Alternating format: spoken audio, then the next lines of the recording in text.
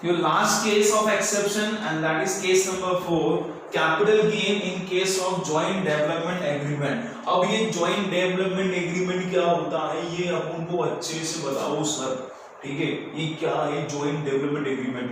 तो देख बिड़ू अपन को है ना, यहाँ पे joint development agreement जो है वो अच्छे से समझना है, ठीक है। तो इसको मैं आपको इस केस को समझाऊंगा मैं एक एग्जांपल से, और उस केस में आपको ये जो टॉपिक है वो पूरा समझ में आ जाएगा, ठीक है। चलो यहाँ पे है ये एक बंदा, इसका नाम क्या है जी, इसका नाम है मिस्टर पोपलू। क्या नाम है इसका? इसका नाम है पोपलू, ठीक है। पोपलू के पास यहाँ पर एक लैंड है।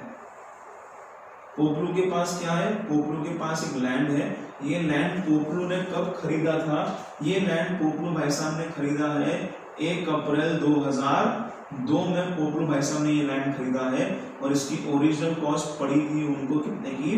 2.5 लाख रुपए की, ठीक है। तो 1 अप्रैल 2002 को पोपलू ने क्या खरीदा? एक लैंड परचेज किया था, इसकी ओरिजिनल कॉस्ट कितनी थी? 2.5 लाख रुपए की। धीरे धीरे हम आगे बढ़ते गए। कौन सी डेट आ रही है अब आपके पास? लेट्स सपोज अब आपकी जो डेट है वो है 12 अगस्त 2017। 12 अगस्त 2017। इस डेट को क्या हुआ? इस डेट को इनके पास एक बिल्डर आया। कौन आया जी? एक बिल्डर आया, और बिल्डर ने कहा आपके पास एक लैंड खाली पड़ा हुआ है, ये लैंड आप हमें दे दें, हम इस लैंड पे क्या करेंगे? एक बड़ा सा अपार्टमेंट खड़ा करेंगे, और उस अपार्टमेंट में जैसे ही खड़ा हो जाएगा 2 फ्लैट आपको दिए जाएंगे हमारे द्वारा, और आपको 40 लाख रुपए अलग से कैश दिया जाएगा। समझ में आ रही है क्या हुआ है? इस डेट को एक बिल्डर ने पोपलू से कांटेक्ट किया। वो पोपलू से बोल रहा है कि अगर आप अपना लैंड हमें दे दें, अगर आप अपना लैंड हमें दे दें, तो इस लैंड पे हम एक बड़ी सी अपार्टमेंट खड़ा करेंगे, उस अपार्टमेंट के 2 फ्लैट आपके, और 40 लाख रुपए हम आपको अलग से और देंगे। तो पोपलू भाई साहब को ये जो स्कीम है ये काफी पसंद आई, और पोपलू भाई साहब ने क्या करा? अपने लैंड की पोजीशन किनको दे दी? इन बिल्डर भाई साहब को दे दी, ठीक है। तो 12/8/2017 को क्या करा गया है? मिस्टर पोपलू के द्वारा लैंड की जो पोजीशन है, पोजीशन ऑफ दिस लैंड किसको दे दी गई है? बिल्डर को दे दी गई है। और बिल्डर ने क्या करा है? आश्वासन दिया है कि हम आपको क्या देंगे? जैसे ही इस लैंड पे अपार्टमेंट खड़ा हो जाएगा 40 लाख रुपए का रोकड़ा, और आपको क्या दिया जाएगा? 2 फ्लैट दिए जाएंगे। तो जिस साल पोजीशन दी गई है यही ईयर आपका क्या हो जाएगा? ट्रांसफर ईयर हो जाएगा। ये ईयर क्या हो जाएगा आपका? This year is your transfer year. ये साल क्या है आपका? ये साल आपका ट्रांसफर ईयर है। ये साल आपका क्या है जी? ये साल आपका ट्रांसफर ईयर है। क्लियर है ये? हाँ है ना? क्या इसमें कोई प्रॉब्लम नहीं? ये साल क्या है आपका? ये साल आपका ट्रांसफर ईयर है। फिर धीरे धीरे धीरे धीरे धीरे करके उन्होंने अपार्टमेंट बनाना चालू कर दिया। अपार्टमेंट्स वगैरह बन गए हैं, और जिस डेट पे, बड़े ध्यान से मेरी बात सुनेंगे, जैसे कोई अपार्टमेंट वगैरह बनके तैयार हो जाता है, तो अपार्टमेंट बनके तैयार होने के बाद हमें एक इंजीनियर को बुलाना पड़ता है, और इंजीनियर उस अपार्टमेंट्स का या जो भी बिल्डिंग होती है उसको वो गो थ्रू करते हैं, और गो थ्रू करने के बाद वो एक सर्टिफिकेट इशू करते हैं, जिस सर्टिफिकेट को हम क्या बोलते हैं? जिस सर्टिफिकेट को हम बोलते हैं सर्टिफिकेट ऑफ कंप्लीशन। क्या बोलते हैं हम इसको? इसको बोलते हैं सर्टिफिकेट ऑफ कंप्लीशन। और ये किसके द्वारा इशू करा जाता है?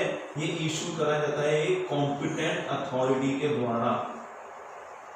तो सर्टिफिकेट ऑफ कंप्लीशन जैसे ही इशू हो जाएगा, certificate of completion issued by a competent authority के द्वारा, जैसे ही सर्टिफिकेट इशू हुआ, जिस साल सर्टिफिकेट ऑफ कंप्लीशन इशू होगा कॉम्पिटेंट अथॉरिटी के द्वारा, उस साल क्या माना जाएगा? उस साल आपको क्या करना है जी? Income under the head capital gain जो है वो निकालनी है। इनकम अंडर कैपिटल गेन आपको किस साल निकालनी है?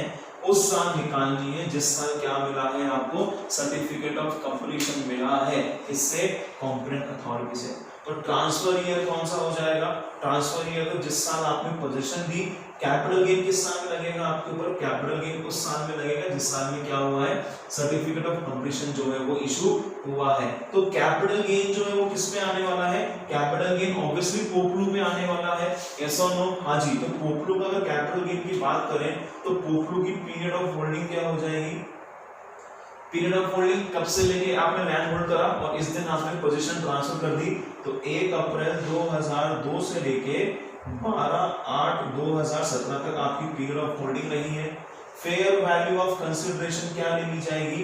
ये लिया जाएगा जितना भी कैश आपको मिला है plus fair market value of flats, आपको जो भी मिला है fair market value of flat, ठीक है। जो भी आपका शेयर है प्रोजेक्ट में, ये जो प्रोजेक्ट बनाएंगे बिल्डर, जो भी प्रोजेक्ट बनाएंगे उसमें जो भी आपका शेयर है उस अगर कैश में मिला है तो कैश अमाउंट आ जाएगी, और अगर कुछ शेयर जैसे फ्लैट वगैरह मिल रहे हैं तो फेयर मार्केट वैल्यू किसकी ले लेंगे आप लोग?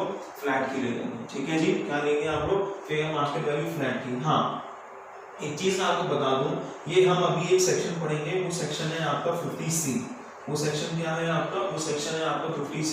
तो उस सेक्शन के माध्यम से हम बस ये चीज बोलेंगे कि अगर इसकी स्टैम्प ड्यूटी वैल्यू जो है, ठीक है जी, अगर उसकी स्टैम्प ड्यूटी वैल्यू क्या है, अगर उसकी स्टैम्प ड्यूटी वैल्यू, मतलब यहाँ पे फ्लैट्स की जगह में यहाँ पे एक चीज बोल सकता हूँ, instead of fair market value आपको यहाँ पे क्या लेना है? उसकी स्टैम्प ड्यूटी वैल्यू लेनी है। क्योंकि ये चीज मैं आपको पहले ही बता चुका हूँ कि प्रॉपर्टी के रेस्पेक्ट में अगर हम बात करें तो प्रॉपर्टीज वगैरह को हम वैल्यू करते हैं स्टैम्प ड्यूटी वैल्यू से, और अगर कोई अदर ऑब्जेक्ट्स होते हैं तो उसको हम वैल्यू करते हैं आपके फेयर मार्केट वैल्यू से, ठीक है।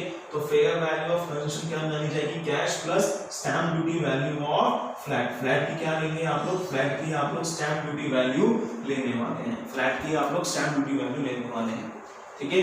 हो सकता है एज अ बिल्डर के रूप में मैं आपको बोलूं कि मेरे हिसाब से एक फ्लैट जो है वो 40 लाख का है। हो सकता है मैं आपको बोलूं क्या कि मेरा जो एक फ्लैट है वो कितने का है?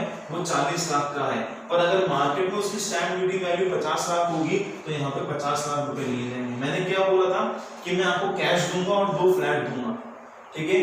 कैश दिया है, लेट्स सपोज मैंने आपको 40 लाख रुपए का, और मैं 2 फ्लैट दे रहा हूं आपको, 2 फ्लैट दे रहा हूं, मेरे हिसाब से एक फ्लैट की वैल्यू 40 लाख है, ठीक है जी। तो कुल मिला के कितने? 1,20,00,000 रुपए हो गए। तो यहाँ पे जो फेयर वैल्यू ऑफ कंसिडरेशन ली जाएगी वो क्या?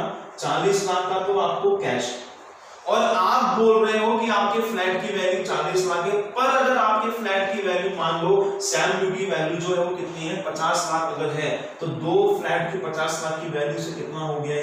ये हो गया 100 लाख। तो आपकी जो फेयर वैल्यू ऑफ कंसिडरेशन है वो कितनी होने वाली है? वो हो जाएगी आपकी 140 लाख की, ठीक है।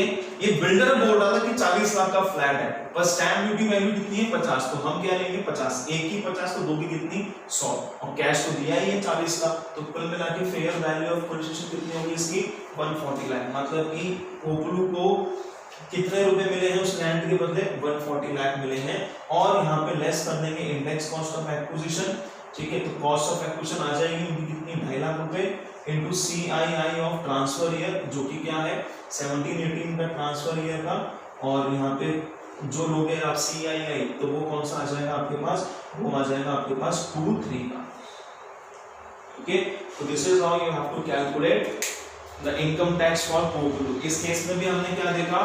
लैंड ट्रांसफर तो इस साल हो गया था, पर कैपिटल गेन किस साल में आया है? जिस साल सर्टिफिकेट ऑफ कंप्लीशन जो है वो इशू कराया गया है।